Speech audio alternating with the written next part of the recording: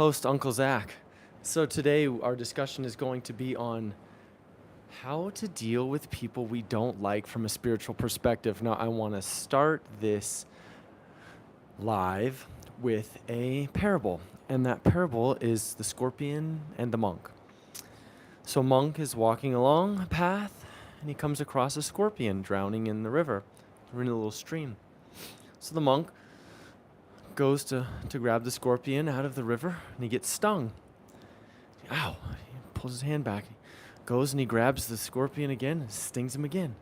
Finally, the third time, he grabs the scorpion, picks it up, places it in the grass, allows it to go on his merry way. Man, watching this whole scene, walks up to the monk and he says, "Excuse me, I'm so curious. Why would you let that scorpion keep stinging you when you were trying to help it? Like, why didn't you just let it go?" And the monk replied, "Scorpion's nature is to sting. My nature is to help." So I was using that example with a client of mine this past week when we were discussing her daughter-in-law. She wasn't having a great relationship with her daughter-in-law. And so I gave her that story, and it was an immediate aha moment. We can't go around calling people scorpions that we don't like, right? It's not the best way to live our lives. If we do that, it's just going to cause more chaos, more feelings of grandeur, right? Allowing our egos to feel better than. So instead, we can say, I can allow that person to be as they are, right? But I get to choose if I want to continually be stung by that individual in my life, right? That's the beauty of having conscious awareness. That's the beauty of being a spiritual being, is recognizing that we have so many different opportunities to choose how we want to live our lives. We have the opportunity to choose the people that we engage with, how we respond to those people, whether they be people that we really connect with or people that we don't connect with.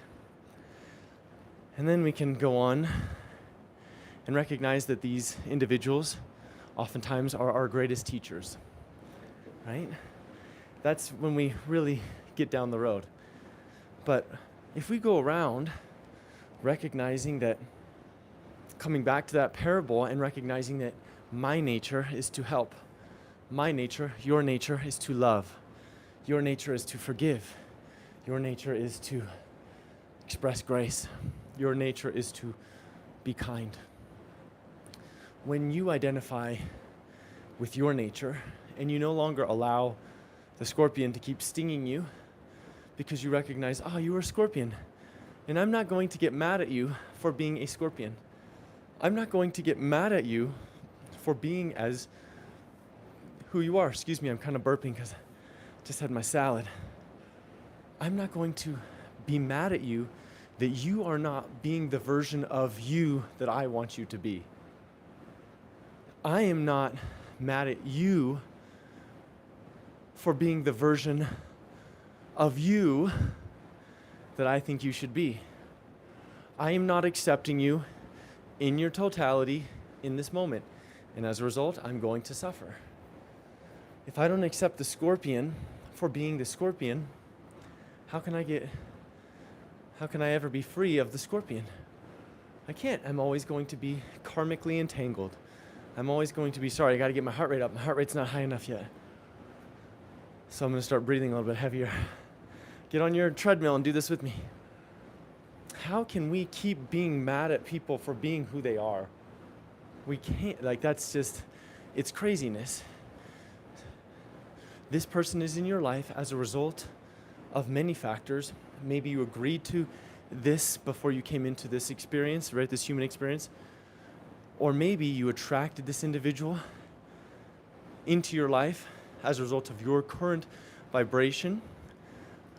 Either way, they are an opportunity to help you understand more about yourself. Right? I have somebody close in my life that I have this struggle with, and I can't keep getting mad at this individual for being a scorpion because I want them to be a butterfly. I want them to stop stinging me. But it's my fault for not accepting them as a scorpion, right? I can't, and that's not the totality of this person. It just happens to be a good metaphor for the individuals that we are feeling as if we were getting stung by in our lives. When we're dealing with people in our lives who are unbecoming of the way that we would live, those are opportunities, just like we talked about in our last lives, or last live, not last lives, our last YouTube live, that they are teaching you something about yourself in this very moment. They are coming to you as extensions of God and reminding you about something that you are here to take forward with you.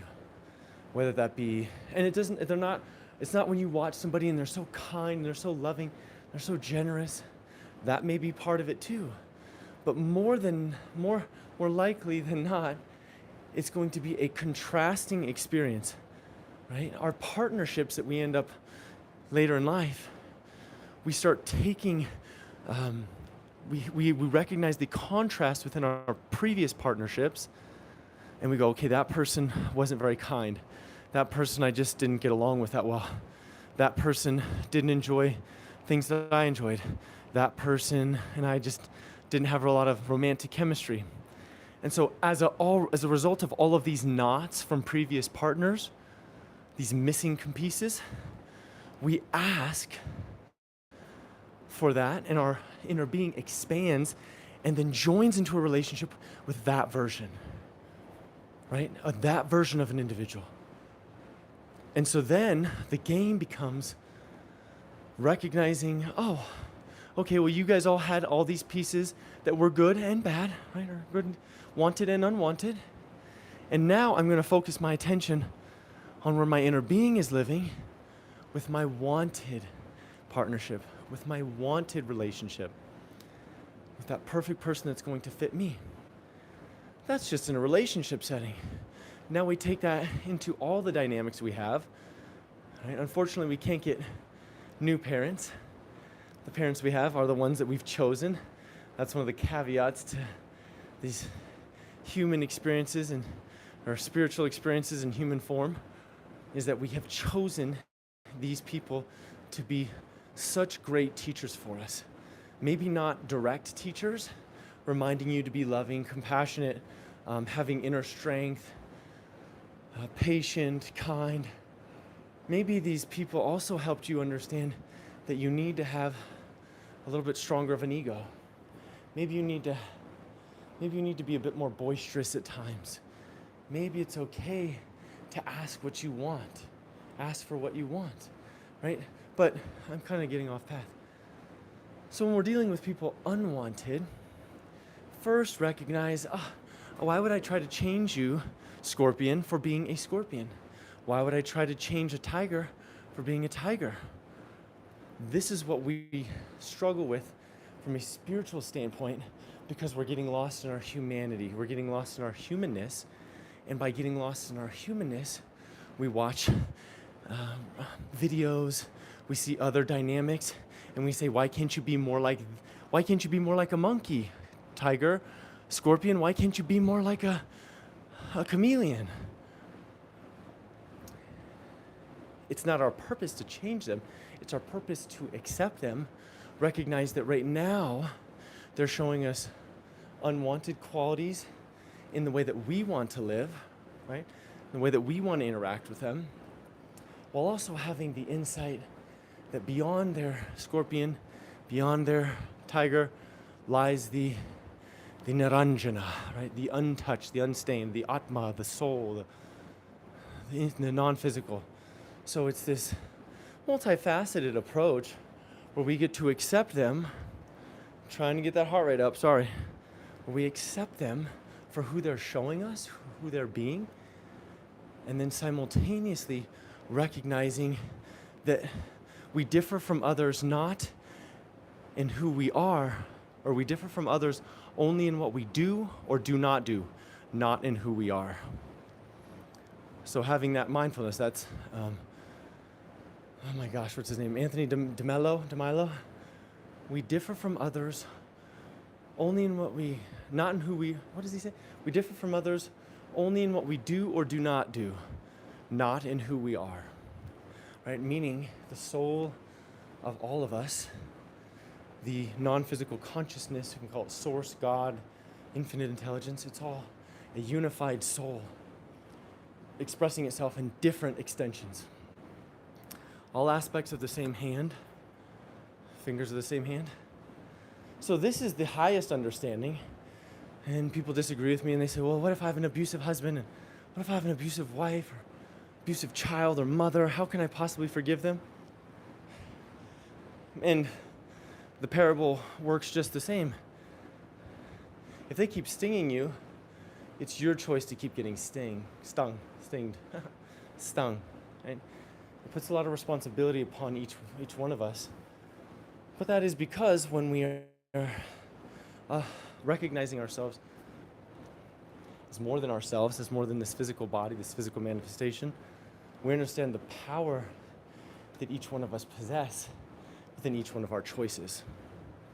We begin to see that I may think I don't have a choice, but if I take a step up and I connect with my soul, right? I even ask myself, inner being, how do you see this situation? What is your suggestion on this situation? Spiritual guides, what are your suggestions on this situation? And you really put yourself mentally in their footsteps, in their shoes. We'll see that, of course, there's a way out. Of course, this is not my forever dynamic. Of course, I have the ability to change. Of course, I can take a different step. And those of us who are watching this are going to recognize that each opportunity, each experience is an opportunity for growth. Particularly, the most important parts of our growth come from the relationship dynamics that we have. Friendships, family members, lovers, coworkers, all of these things.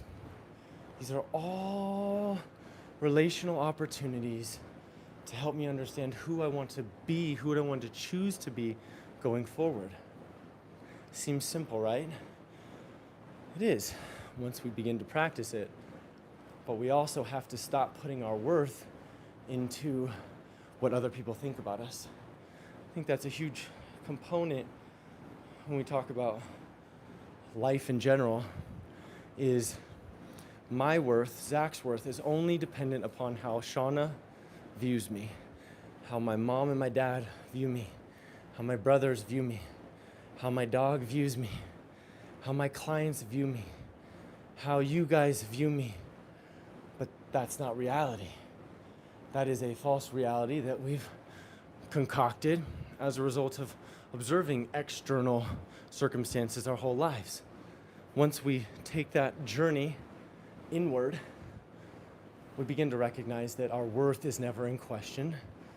The love that Source has for us, that God has for us, is never in question. And so the task really becomes recognizing that for myself, right? Just accepting that, integrating that into myself.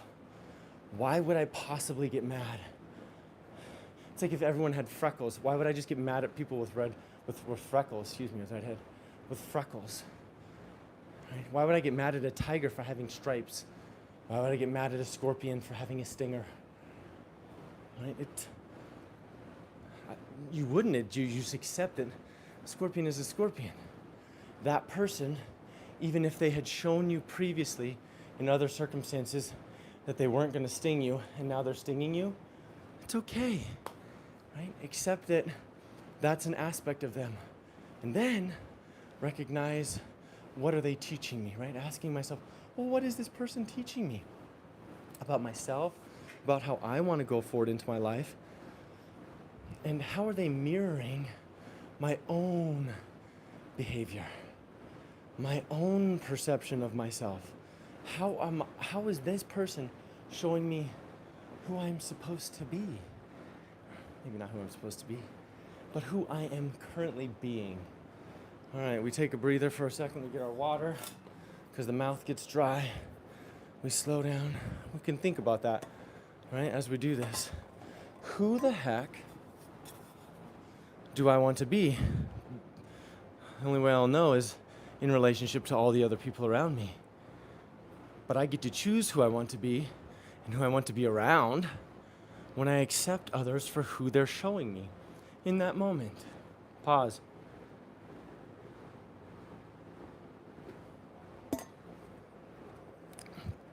Dry mouth. Once I can do that, I've freed myself from all of that cumbersome need and hungering for other people to be different so that I can be happy. Your happiness is not dependent upon other people's actions and behaviors.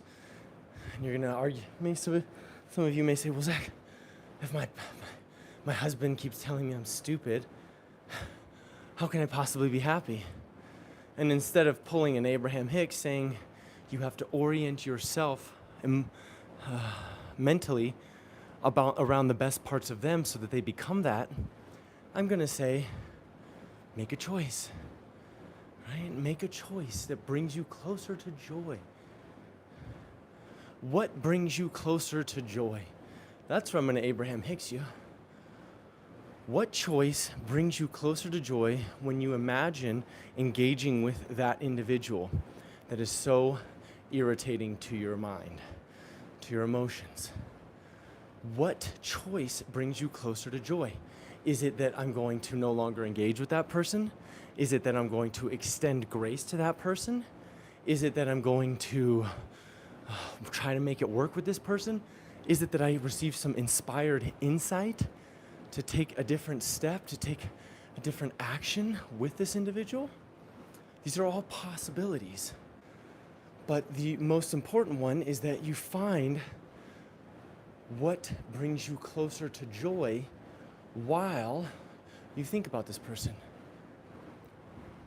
You could orient yourself mentally and just write a list, like Abraham says, of positive aspects about an individual so that they become that mostly to you, right? Your mind begins to look for all the good that the individual possesses so that your interactions change because you change your thoughts about them. That's a very powerful process. But an even more powerful process might be just recognizing, wow, I no longer want to be around this person. I no longer want to be in the vicinity of this person because I've tried so many things and I have still repetitively gotten stung, right? Beautiful, you've made a choice. If it brings you closer to joy, if you feel that sense of relief, if you feel that sense of bliss, if you feel that sense of maybe a little bit of hope because you can't get anywhere near bliss, then you're making the right decision.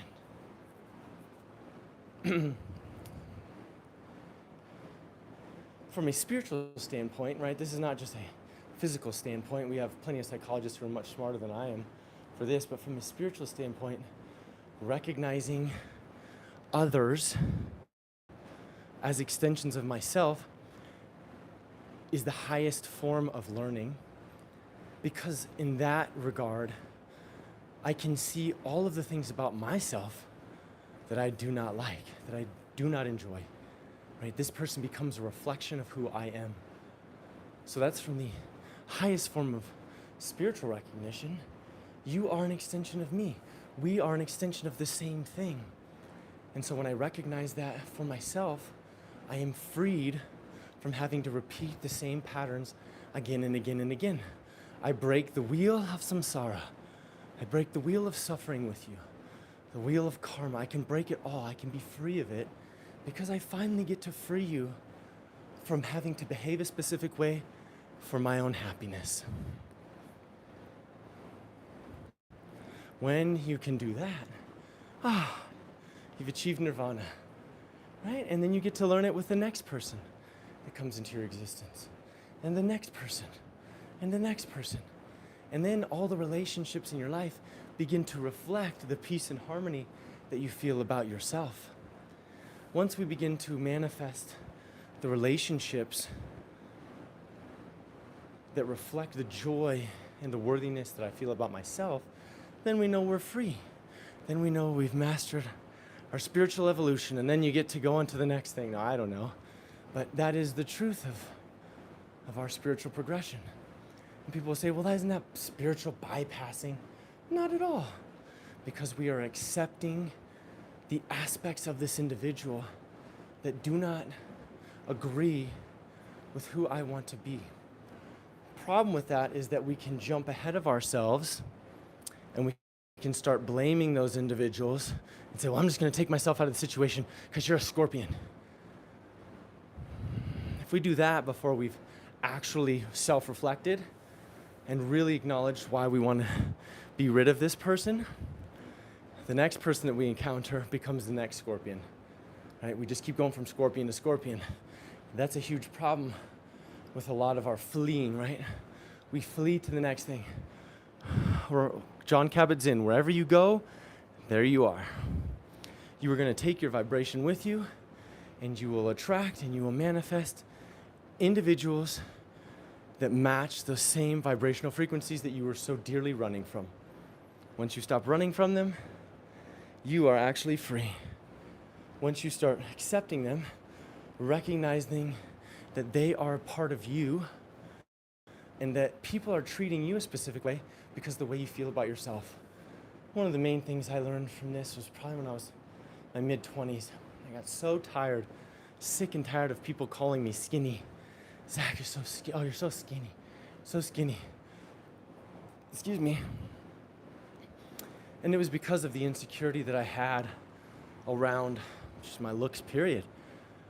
I went from being really athletic and fit to losing all this weight from chemotherapy and getting a swollen face from the prednisone, which you can see in some of my other videos that I've posted. And I had all this swelling, so I couldn't recognize myself. And then I started getting healthy again, and then I relapsed. And I developed anorexia, and then I relapsed.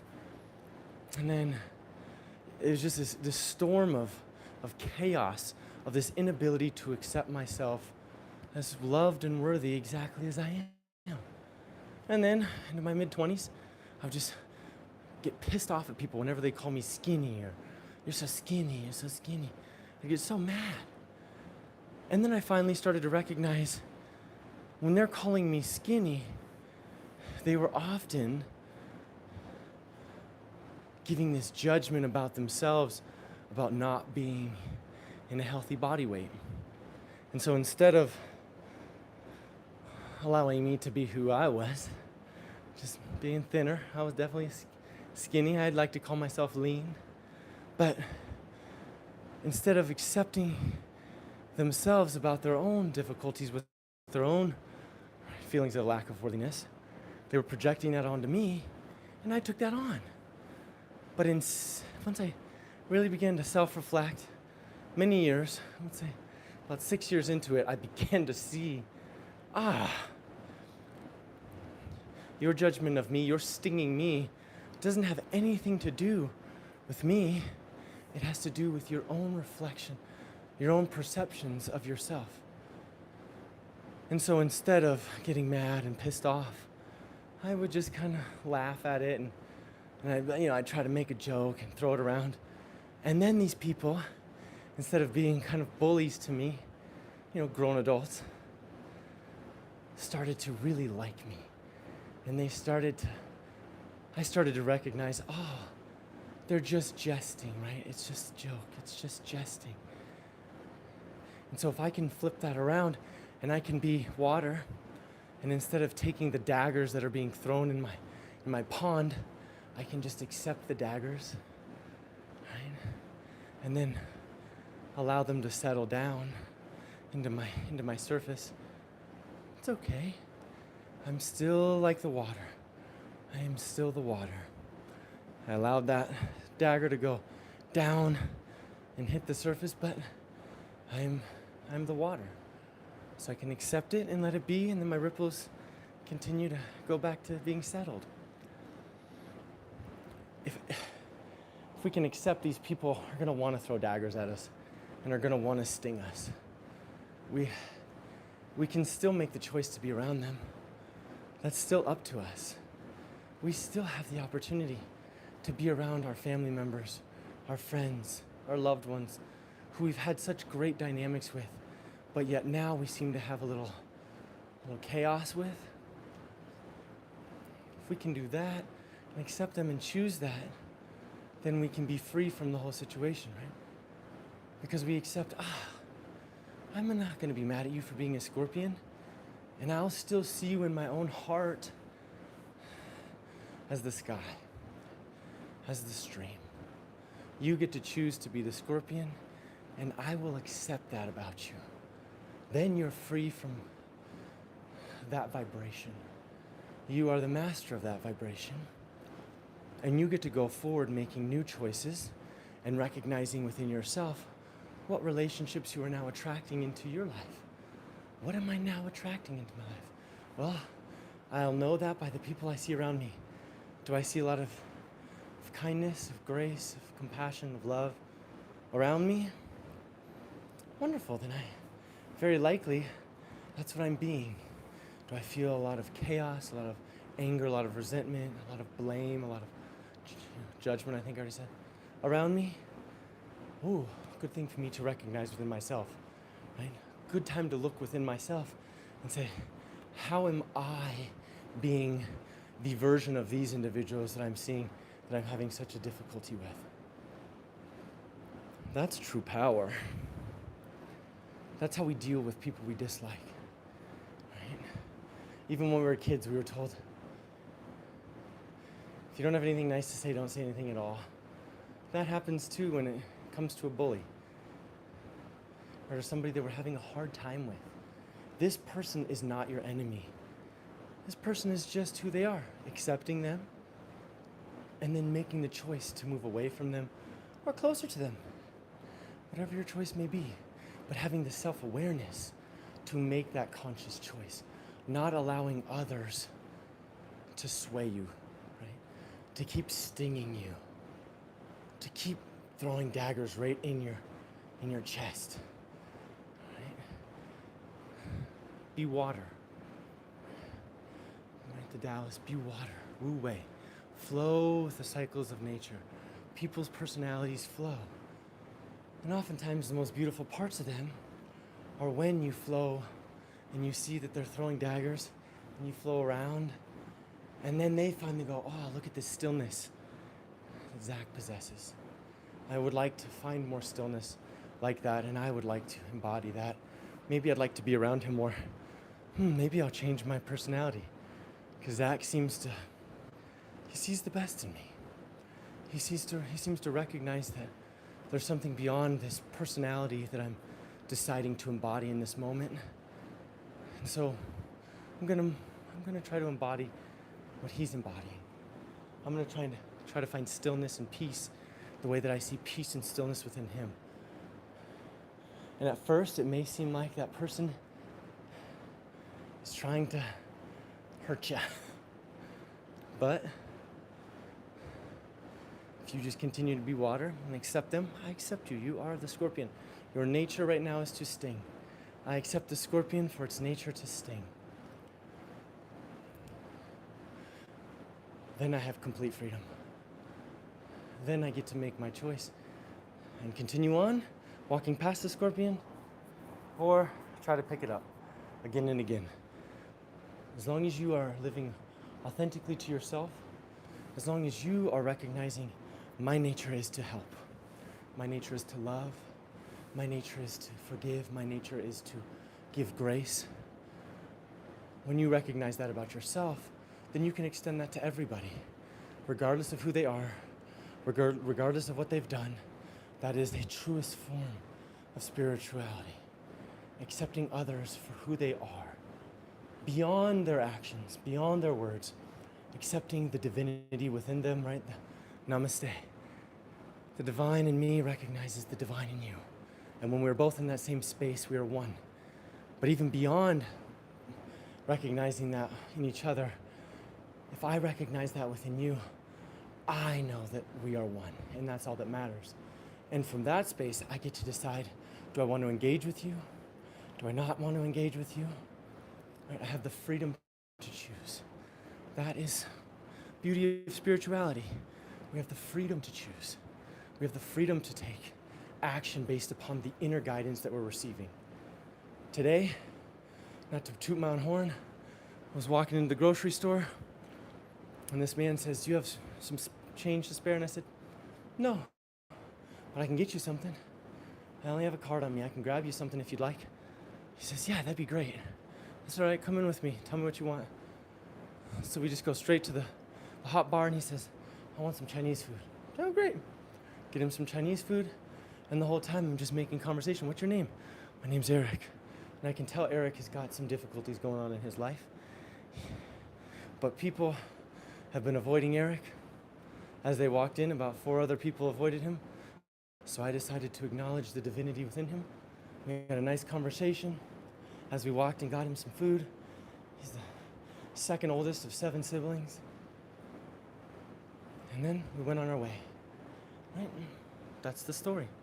That's moment by moment. Do Eric and I have to continue to engage? Probably not. But in that moment, my nature was to help. My nature was to serve. My nature was to show compassion and remind this individual, Eric, of his own divinity. I didn't have to do that with words and anything like that. Just see him the whole time in his divinity, give him some food. What else is there? All right. We've hit our quota for the day, my friends. Thank you so much for watching. I love you guys. Remember, Scorpion's nature is to sting. Your nature is to help, to serve, to love.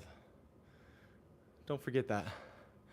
It's the moral of the story. Just keep reminding yourself of that when you encounter people that you are not really having a great time with. Remember that. My nature is to serve. My nature is to help. My nature is to love. And I must love myself enough sometimes to avoid getting stung. We'll end it on that. Love you guys. Talk to you next time. Thanks for watching. Bye-bye.